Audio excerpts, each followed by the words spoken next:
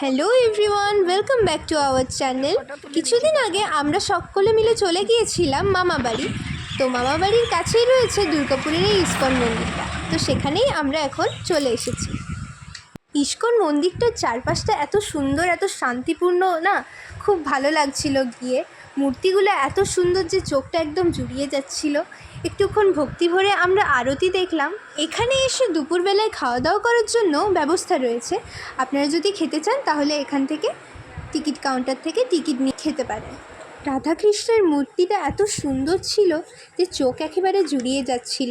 সব জায়গায় এলে মন শরীর সবই একেবারে শান্ত হয়ে যায়, চিন্তা মুক্ত হয়ে যায়, তাই খুব ভালো লাগে। কিছুক্ষণ পরেই ওখানে বৃষ্টি হওয়া শুরু হয়ে গিয়েছিল, তাই আমাদের কিছুক্ষণ ওয়েট করতে হয়েছিল।